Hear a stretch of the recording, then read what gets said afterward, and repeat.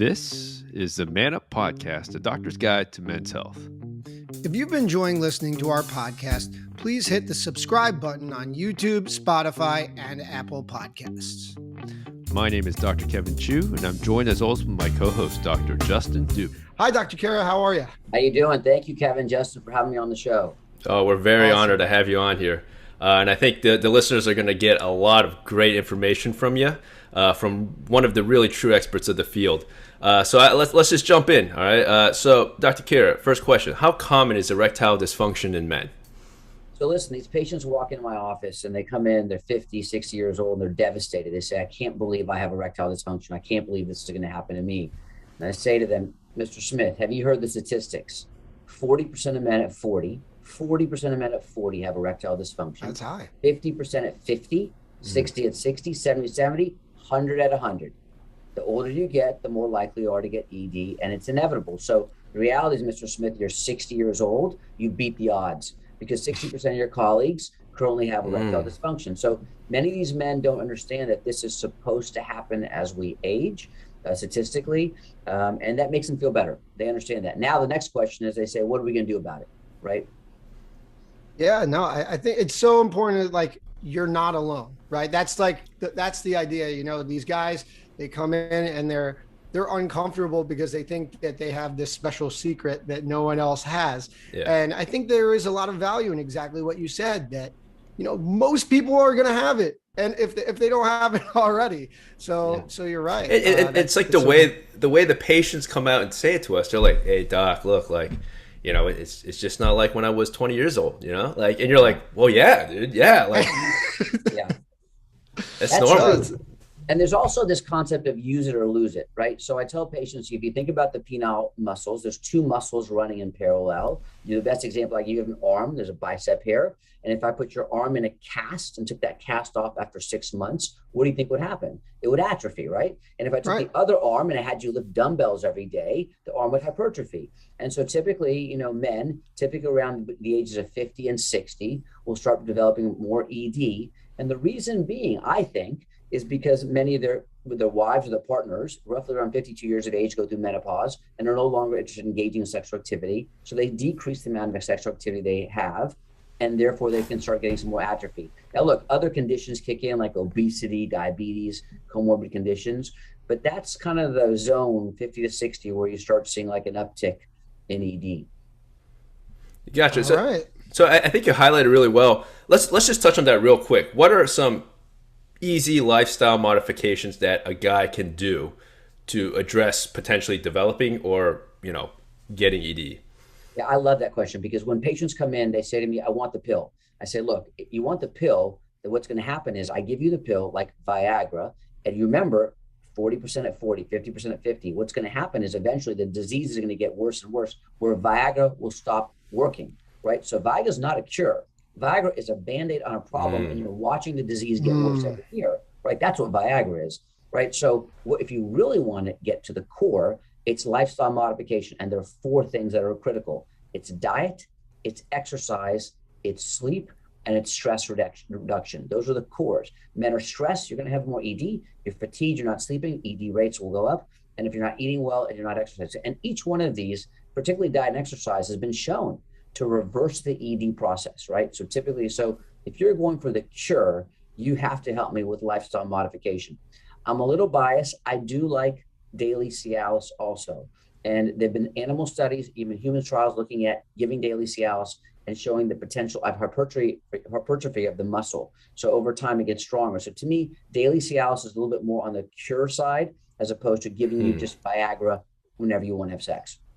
That's really interesting. And I think those 4 aspects, obviously the Cialis, we'll get a little bit more into that in a little bit, but those 4 aspects are so important because people don't think about these things. Like, I feel like health, like in terms of diet and exercise, those are more straightforward and kind of obvious, but the sleep I find interesting. Critical. And obviously stress. And that's where, you know, the men under 60, we see a lot of have ED, you know, these 20-year-olds, these 30-year-olds, these 40-year-olds, the anxiety, the lack of sleep. I think that those parts, obviously diet and being overweight, those don't help. But I think those are really, really excellent points you brought up for sure. But Justin, you nailed it, because think about what you just said. So a 20-year-old guy, 25 or about ED, usually doesn't have advanced diabetes, obesity, metabolic syndrome.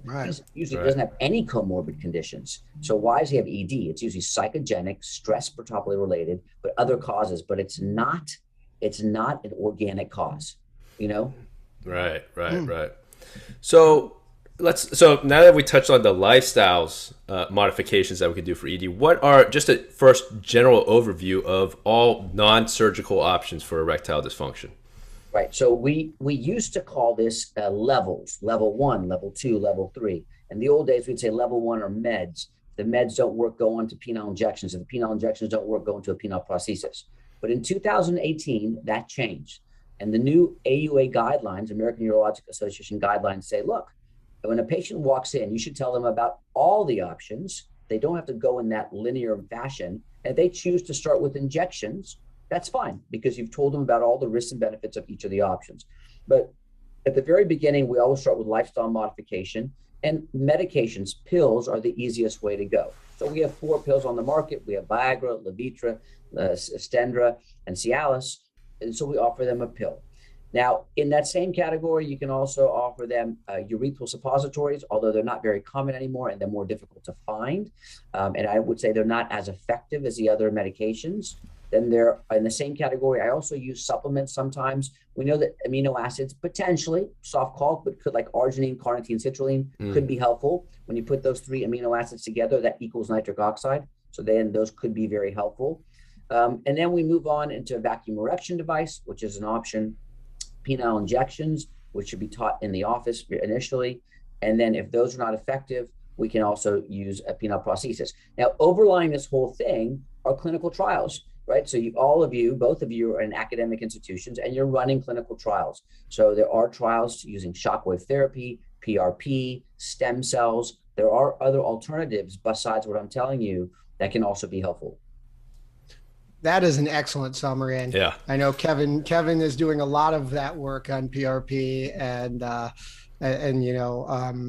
shockwave and everything. So Kevin and you, I know, have talked about that at length, and you guys are pretty much very knowledgeable in that. But I think let's just start off with like the general things, and going back to Cialis and Viagra. One thing that I think that we all come across is patients, when we give them Viagra or Cialis or Levitra or Stendra, we always have to make sure that they're taking it right. We see these patients, they come in, They go, "Doc, I took Viagra, it doesn't work at all." And you go, well, the first question is, how'd you take it? Yeah. So can you just describe to us the proper way to take, I think it's usually like Viagra or Cialis are the ones that we instruct on proper usage, because I think that's one of the main reasons why it doesn't work for people.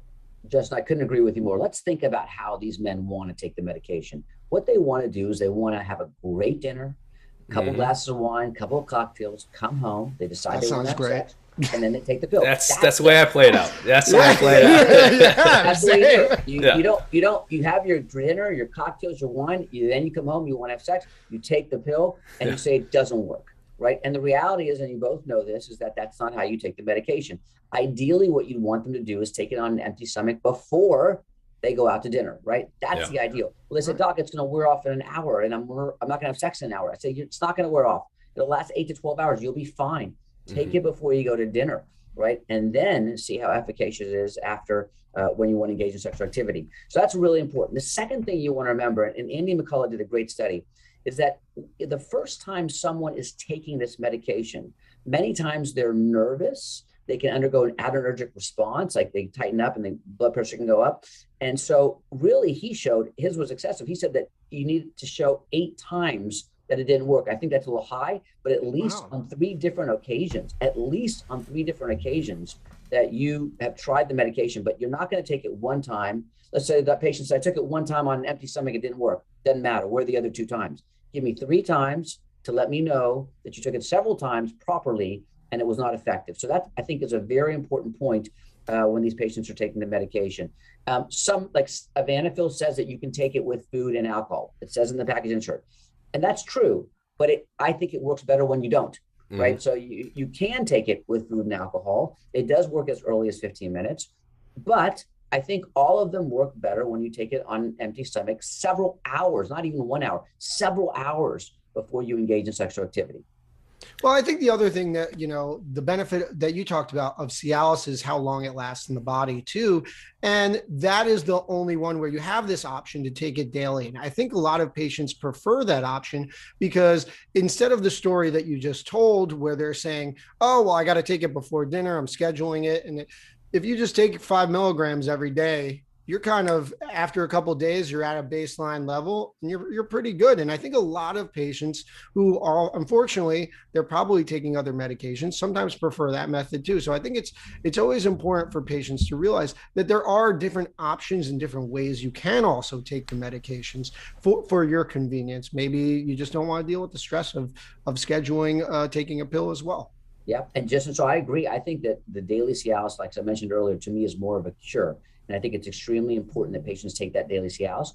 But remember that the dose for actual intercourse is 20 milligrams and the daily is 5. So sometimes the delta, they need that delta. So many of these patients will take 10 or 15 milligrams before sex on top of the daily 5 if they need it. And I think that combination works better than just taking 5 alone or 20 on demand. The 5 plus the 10 or 15 when you need it is very effective. Nice.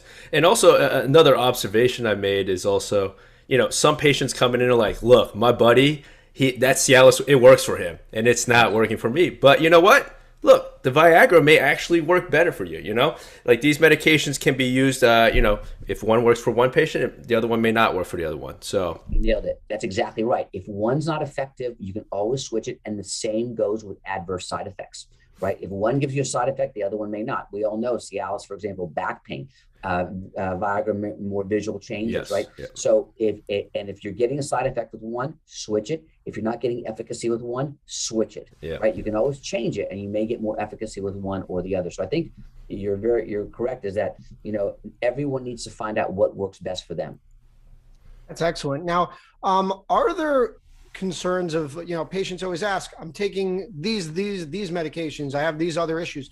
What medications would prevent someone from taking something like Viagra or Cialis? I guess an oral PDE5 is what we call them. What we worry about, Justin, is dropping the blood pressure, right? So if I drop the blood pressure, the biggest concern, the largest concern, black box warning, is if you take it with nitrates. So if I'm taking a nitrate because I have chest pain, and I had Viagra on board at the same time, I can drop my blood pressure so much I can die, right? So it can be fatal.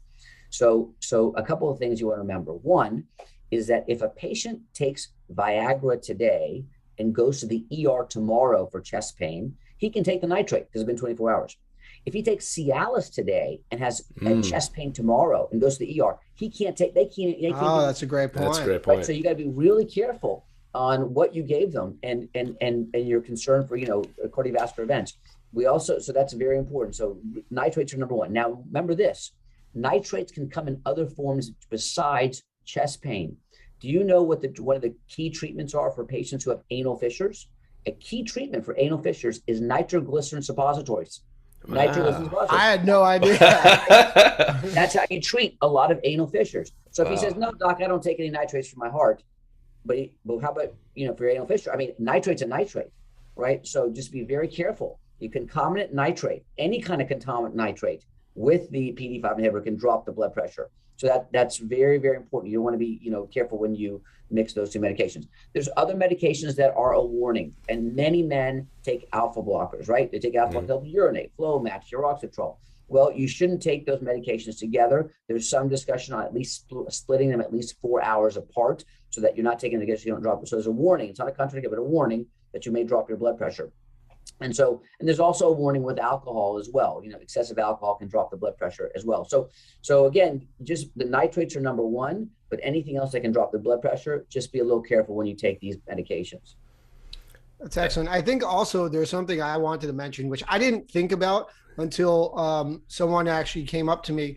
It was a patient who was taking something called poppers, which are actually over the counter. You can inhale them and you buy them like bodegas. It kind of relaxes you. It can also lower your blood pressure. And they are also contraindicated if you're taking Cialis or Viagra. I don't actually know the medical term for them, but I just know that they are called poppers. I don't know if you guys have heard of that. Yeah. But I think you got to be careful. Just you make up a point, because there are many supplements that are on the counter. You can go to any convenience store and pick up a supplement. And the problem with these supplements is that they're not FDA approved, and they are not tested for efficacy and safety. So if you said, where's the study that showed this was safe? Where's the study that shows this is efficacious? Typically, they don't exist. The problem with the supplements that you get over the counter is that many times they contain Viagra in them. Now, why is that important? Because if you're taking nitrates, you wouldn't know that the supplements contraindicate, right? You wouldn't know that, and you could drop your blood pressure. So many of them have PD5 inhibitor in the supplement. And so a word of wisdom is if you're taking any of these supplements and nitrates, don't take them together, or don't take the supplements, right? I think that's a wonderful point, because, you know, I people come in all the time. They go, yeah, I've been taking this medication I buy at the gas station all the time. And hear that a lot. Hear that a lot. You hear it way more than I thought. And, you know, you got to be careful, because you don't know what's in it. And it might work for those reasons, exactly what you said. Yeah. So that's a great point. So ahead, Kev. quick recap. If you have anal fissures or you got chest pain, think a little bit before you know. But let's pivot a little bit. Let's now talk about something that patients come up to me and they will say, like, I've heard about it, I've seen it on TV, but like, these vacuum erection devices. So can they really help with erectile dysfunction, and how do they work? Yeah. So the vacuum erection device is exactly what it sounds like. It's a vacuum. Right? Essentially, it's a cylinder that's placed on the penis. It's a vacuum. It induces an erection. In order to maintain that erection, a band is placed at the base. Now, it's pretty clever. I just want to remind you the anatomy. So think of the penis as two tubes, okay? Two tubes. Down the center of the tube is an artery. On the periphery, right below the casing of the tube, are the veins, right? So it's a clever system. The more blood comes in, as you expand it, you press the walls and you block the flow of the blood coming out. So if a man took his hand and placed his hand at the base of the penis at the 5 or 7 o'clock, it just compressed right there, he would notice that he'd start inducing an erection, because he's blocking the outflow. So the way you do this is you use the vacuum erection device, it induces an erection, and then the band is placed at the base of the penis around the veins to compress them. Traps the blood. There's no outflow. So It's a very clever device. It's very effective. And what the biggest benefit of this device is it the only thing that doesn't cost money every time you engage in sexual activity, right? So you buy it. Good and point. Then you don't time you have sex, right? So it's for cost purposes, it's very good. The other thing that's very beneficial about it is that it's not systemic, right? There's nothing entering there's not a side effect like a runny nose, headache. I mean, they basically, it's external, and it's not a systemic drug into the bloodstream. So that can be very helpful for many cases. So I do think it's beneficial. I think some of the drawbacks with the vacuum erection device is that it's time consuming. Many patients say that it ruins the spontaneity. They say the rigidity may not be as well as other forms of medications. So there are some drawbacks, but I have some patients that love it and they just swear by it and they just keep using the vacuum. It's awesome. And I think a lot of people actually also use it to help them with when they're taking Viagra or Cialis, or they're taking other things too. It's kind of like a synergistic effect in many ways. To kind of help. So I have a lot of patients like it.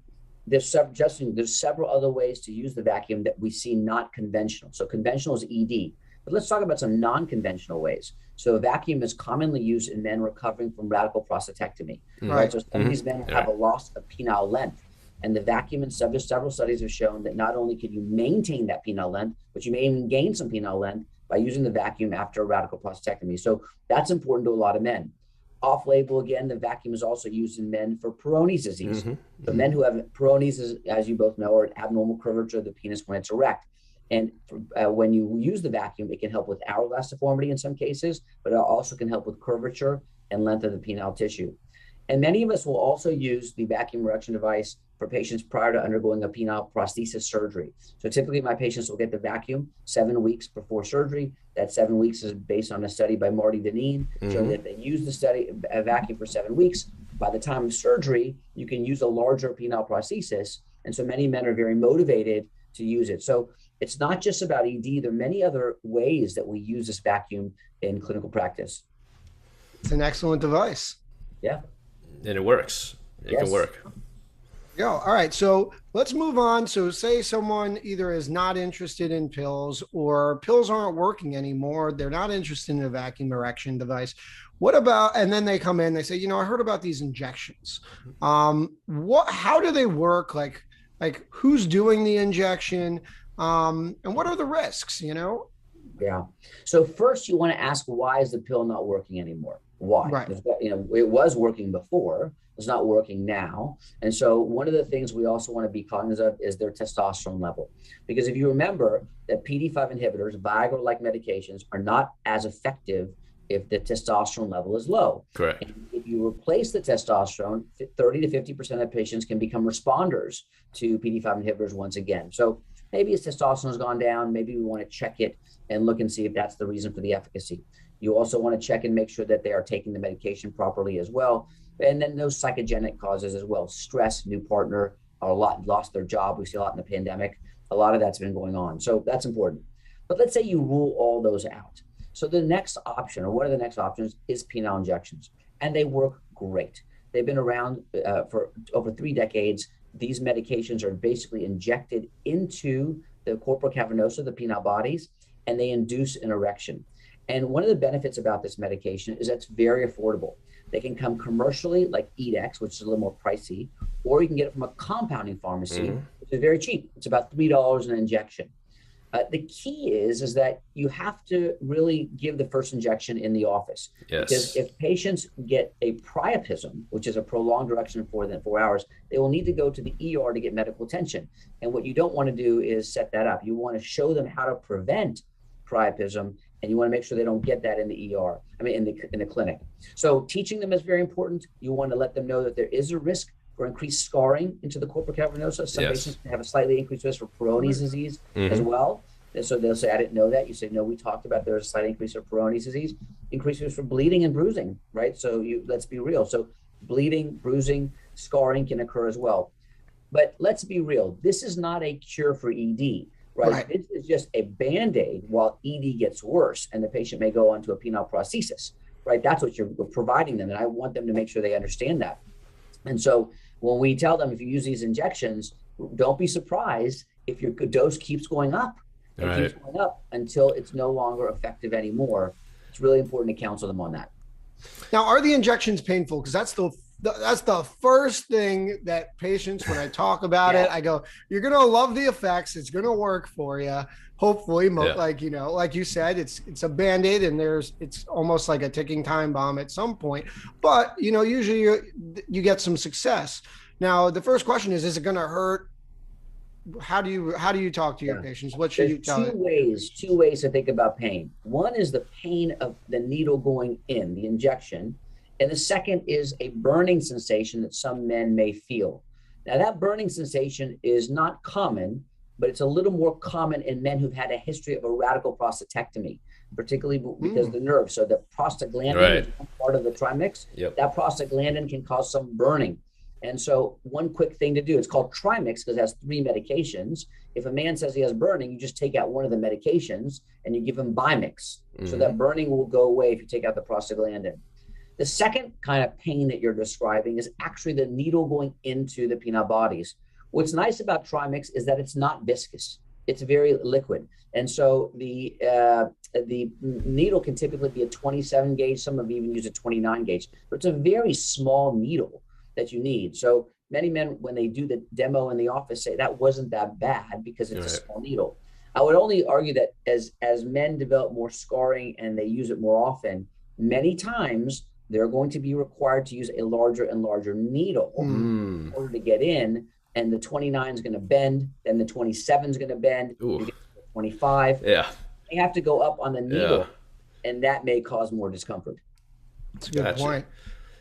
You kind of alluded to it, like one of the big side effects is what we call priapism. And that's something that you see on TV when they talk about a lot of these medications. And you see it in movies, you see it in TV shows. And I think it's kind of important to mention, like, you didn't mention that as a side effect for Viagra or Cialis, despite in the movies and the TV shows, that's something that they always show.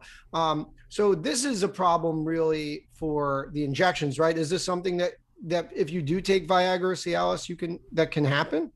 There is a mentioned and a theoretical risk of getting a priapism with a Viagra, Levitra, Cialis medication. It's in the package insert, and it is a possibility. I have not seen that in clinical practice in 21 years, but it is a possibility, and patients should be aware that it could happen. Right. And if they have a prolonged erection greater than 4 hours after taking Viagra, Levitra, Cialis, they should seek medical care, right? What exactly is priapism? Priapism essentially means that there's no blood going in and out of the penile tissue. Right. It's becoming ischemic. And I tell patients the best example I can give you is if I take a rubber band and wrap it numerous times around your finger, what's going to happen? No blood will go in and out. And guess what's going to happen? It's going to start to hurt. It's going to hurt real bad. Yeah, really bad. Right. And guess what's going to happen? We know that after 6 hours, you're going to get irreversible damage to this muscle. It's going to become ischemic and damaged. The same principles. So we have to get that blood flowing again. And so that's what priapism is. So why do we seek attention at 4 hours? Because at 6 hours, you start seeing irreversible damage. Bad news. And that damage can be a Very problem. bad news. At 36 hours, statistically, at 36 hours, the man will not regain his erectile function. And the AUA guidelines that just came out say that you can even put a penile prosthesis in at 36 hours because the likelihood is very, very low you will get a recovery of erectile function. So remember, at 4 hours, you seek medical attention. At 6 hours is where you start getting irreversible damage. And you really want to get that blood flow to start cycling again. So, I mean, I think, Dr. Khera, us talking about priapisms, it really goes back to highlight one of the things that you mentioned earlier, that the first injections that you get should really be done in an office with a urologist. I mean, I think all of us see a lot of patients who, there's a lot of these online men's health clinics that will literally give you the medications and just kind of give you instructions and for you to do it on your own. And we see a lot of these patients, unfortunately, later in the emergency room with the priapism. So I think, one of the things I want to highlight here is that it's really important to go through the process. There's us, there's Dr. Khera, we're here to be available and to have proper teaching in a lot of these medications, and you can avoid some of these things, hopefully, if done correctly. Excellent. Absolutely right. Because Justin, I'm sorry, go ahead. No, I was just agreeing. Go ahead. So I agree. And Kevin, I think the key thing is it has to be someone who's trained and who can manage the complications. Right. So if you're going to give someone something or give them a treatment, you should be able to also say, I can manage the complications. Yes. And the frustrating part with the urologist is that someone else will give the medication, will not train on the medication, hand the medication, the priapism will occur, and at 2 a.m, I get the call to say, someone else gave him the medication, but can you wake up and come deal with it? And you can take it to some degree, but if it happens over and over again, you say, wait a minute, this is wrong not only for me, but it's wrong for the patient. Why should the patient have to deal with this? The proper teaching, instructing them how to titrate up. We have a whole protocol, I know you guys do too, on how to titrate up slowly. I tell patients you want to get 80% rigidity because you'll get the other with foreplay. You don't need 100% just with the injection, right? So there are things you can do to make sure that we don't get the priapism. But I think you nailed it. You absolutely want to make sure, and this is in the AUA guidelines. First teaching should be done in the office with instructing them how to properly do it, because sometimes patients will inject in the urethra. They don't know the anatomy. So, they need to be properly taught on how to do it and how to prevent the complication. And if you're going to give them this medication, you should be able to manage the complications. Excellent point. Excellent point. I know we're running out of time. I did want to quickly mention the last option, which is the penile implant. I think that is obviously the last line for patients, and it's more invasive, right? It's an actual surgery. If you could just give us like a 30-second quick, I know the implant we could talk for 10 days on, but if you could just talk quickly about it. Absolutely. Look, the penile implant was invented in 1972. So next year will be, or 1973. So in 2 years, it will be 50 years since the implant was invented. Wow. Here at Baylor College of Medicine. Dr. Scott. Dr. Scott. It's a phenomenal device. And everything I mentioned today, it has the highest satisfaction. If you give satisfaction scores of any of these treatments, patients always give the highest satisfaction. And the most common thing you'll say is, I wish I had done this before, right? But it's the phobia of having a surgery that kind of holds them back. But the reality is it's a procedure that it can be done in less than an hour. Patients are able to have an implant. It's concealed in the body. You're not able to see it. You reach down into the scrotum, you press a pump, and it brings water we call normal saline out of a small reservoir into the penile bodies and induces an erection. The patient can maintain that erection as long as they want, and then when they're finishing with intercourse, they can release it, and the penis will then become flaccid again. So it's a phenomenal device, and again, the patient satisfaction is very high. That's amazing. Great summary. I think that was an incredible summary. And I think that, we obviously all treat patients, and you're right. Patients are so happy, and they come in and they go, the only regret is I didn't do it sooner. And you're absolutely right. And then I just wanted to just comment, because everything that you've said is, you gave such a great review. And when we go back to looking at the preventative measures, all of the things that we talk about, obviously today, are many of them, like you said, are Band-Aids, other than diet, exercise, good sleep, and, reducing your anxiety. And I think another aspect of that is obviously the mental health aspect. We do refer a lot to sex therapists, and that's something that we should, there should be less of a stigma on, because even if you're having these issues, talking to someone else is always a great option. And it's always, we were just talking all together just before we came on about one of Dr. Lisa Paz, who was on the podcast with us before, how she's a great resource for, I know Kevin and and Dr. Khera has met her as well. So, that's an important thing as well, that patients shouldn't be afraid to go see and talk with. You're absolutely correct. And I can't tell you how important that is. The sex therapists have a huge role in treating sexual medicine. The issue is a lot of men just say, I just want the pill, right? And they're not going for the cure, they're going for the Band-Aid. And when you start going for the cure with the diet, exercise, sleep, stress reduction, and sex therapy, that is a much better outcome than going for the Band-Aid, right? And what's been really nice in the pandemic is that a lot of the sex therapists are now doing virtual therapy. Because a lot of men just don't want to go into the office, therapists, and go after work. They're just here in their office talking to the sex therapist, and that's helped us a lot. A lot of them are getting virtual visits with the sex therapist. Awesome. That's great. And I think this can be a little bit of a cliffhanger leading in. What definitely want to have you back, Dr. Khera, because we've talked about, treating it, the Band-Aids, but, restorative therapies is something we could talk about next. And, where you should actually go get restorative therapies and all that stuff. But we can leave that for the next part. And you guys are like the masters of talking about that. So we'll definitely have to have another episode. But until then, I do want to thank you so much, Dr. Khera. Thank you so much, awesome. Dr. Khera. This is great. I know I learned a lot. I'm sure Kevin learned a lot. It's always great talking with you, a true master in the field of urology and andrology. And we're definitely looking forward to having you back on. To our listeners, thanks as always for listening. Dr. Khera, tell everyone where they can follow you or find you. Yeah, I'm in Houston at Baylor College of Medicine. I'm on Twitter at drmohitkhera.com, website drmohitkhera.com, and happy to take any questions or comments. You can go to the website and put any questions you want in there. Awesome. Great. He's an amazing resource for patients and also other urologists. Like always, you can listen to us on any podcasting platform, iTunes, Spotify. Download, subscribe, give us a review, 5 stars, and a comment. Always appreciated.